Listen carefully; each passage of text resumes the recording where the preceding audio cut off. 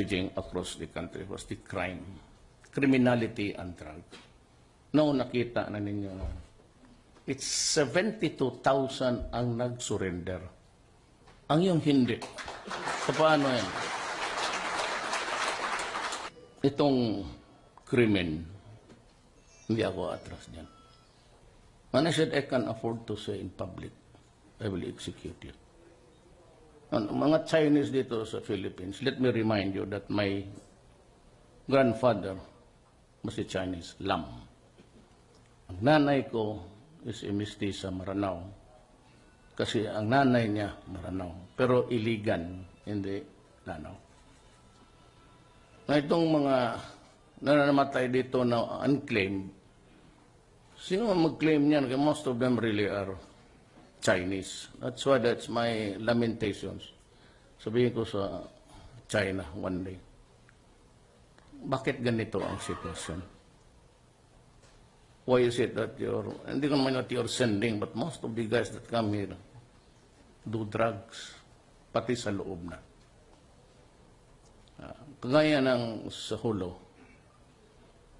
wala man silang masabi sa akin na may bias ako. Sabi ko nga, Maranao ang nanay ko, lola ko, that there will always be a time for reckoning.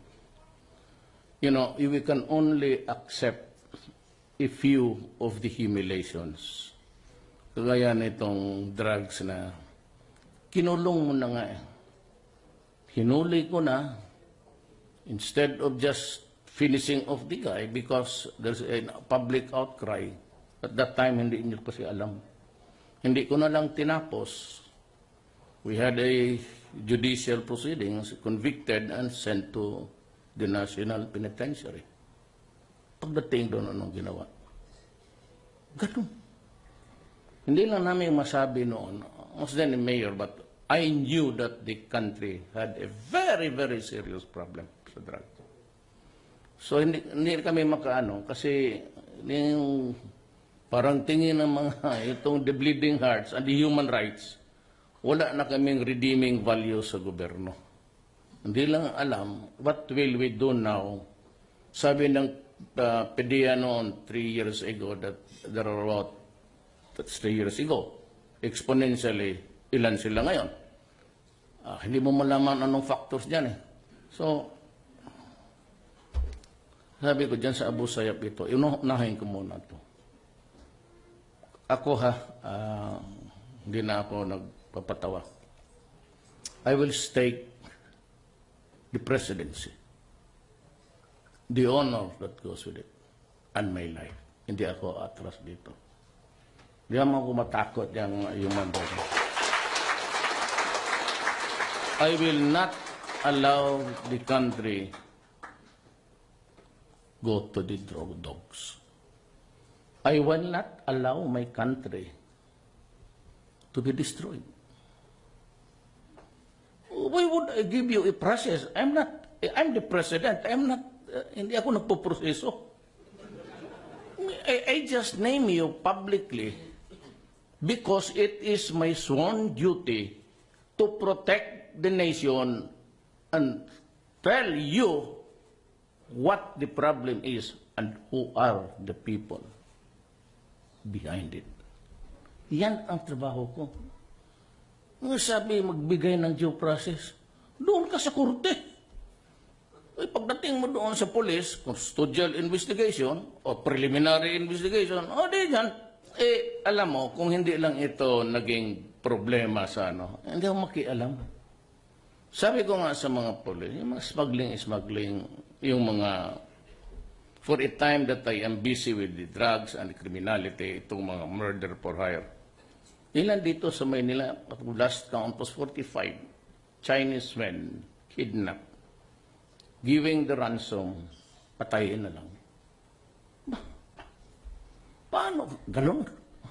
How can we allow it? Almost every day. Hindi ako pwede niyan. Sabi ko, lahat ng polis, sabi ko, do not lie to me. Kaya babarilin talaga. Trabaho kayo, huwag kayong mag-imbento. Do not fabricate evidence. I will hear you. And if you're telling the truth, Sabihin mo ako. Say, utos ni Mayor Rudy. Sabihin mo dyan sa judge. Sabihin mo dyan sa fiscal. Sabihin mo sa ombudsman. Sabihin mo sa human rights. Wag mo sabihin sa akin kasi alam ko na. Just come to me. Why? Meron akong nakita sa konstitusyon. Just itong panlaban ko. The right or the power of the President to pardon. President can grant pardon, conditional or absolute, or grant amnesty with the concurrence of Congress. Gagamitin ko yan.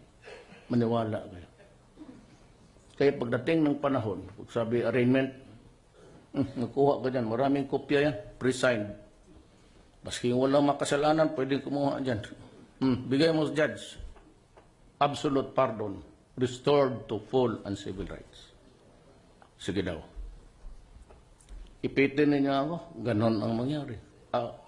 I will not hesitate to pardon 10-15 military and policemen every day. Magreklamo, nandiyan sa Constitution eh. Pardon, wala kayo. Hindi kasi except to himself. So pag alis ko ng Malacanang dito, magpirma ako, pardon is granted to Rodrigo Duterte. Sign, Rodrigo Duterte. Brain lang man yan. Basta bidista ka. Mga graduate yan, Tineo-UP, wala yan. Hindi ba sila makaimbento ng istorya na gano'n? Ako hulihin mo, paglabas ko sa Malacanang, if God wills it that I'd still live, I'm old. Paglabas ko assist ako, okay, ano? Basahin mong revised penal code. Adre, hanggang 70 lang ako. 71 ako, paglabas ko 70 pa, ungag-ungag na. Tatalo ka ba dyan sa public opinion? Kawawa naman. Sinabi ko na hinto. Now, what to do about itong mga natinamaan? You know, the very long discussions, seminars about itong heroin pati cocaine is a better addiction. Kasi natural eh. It's a puppy. Comes from. Itong shabu, it's a deadly mix of chemicals. Ang tubig ang ginagamit niya, alam mo kung ano? Tubig ng baterya. Kaya kita mo nagpatutukan yung, kung hindi ako nagalit, hindi pa kasi ako nag-assume, ano trabaho ninyo? Saan yung pera ng intelligence? Bago pa sila naglabasan. Oh. Kasi kung hindi mo kaya o kasali ka dyan, ay nagad. Huwag ka magsabi, General, yayariin kita. Sabi ko, I will put at stake the presidency, my honor, and my life. Kasi seryoso ako. Talagang seryoso ako dito. Wala akong pakialam. Ang paradigm ko, hindi dito sa Maynila, sa Mindanao. Patayan ka agad. Ay, nalaman ko. Bakit ko papalitan? It is serving the country well. I know that it would put me, siguro, I will retire with the reputation kay Adi Amin. Ganda. Pero itong aking kriminal, hindi naman mapapatay ng isang tao. So, what do you make about these guys cooking inside? I said, there will be a reckoning. There will always... Kaya itong ano sabi na, puro matay abogado ito halos. Kasi mayroon tayong death penalty noon. Wala man nangyari. Bakit mo i-revive ang death penalty ngayon? You know, there are two interpretation of the penal or punitive laws over land. It is the positivist, which is that a man could still be, how can you, or the classical. Ako, classical, retribution, magbayad ka sa ginawa mo. Ano ito, libre ito sa mundong ito? Bayad ka. Ngayon yung Cebu, how can we rehabilitate? Nung sinabi ng mga forensics may ano ako dito, nagbisita yung mga Sabi nila, no, kasi it's being cooked somewhere also now kasi mahirap ng supply, it's being interdicted with regularity. And they say that ang brain ng human being, constant use, more than a dozen times, it begins to shrink the brain of a person. So sabi nila, on the larger scale, rehab is no longer a viable option. So what will I do with it? Nasira na ngayon. Paano yung mga pamilya nila? Bleeding hearts, human rights. Anong gawin mo sa mga pamilya nila? Pobre.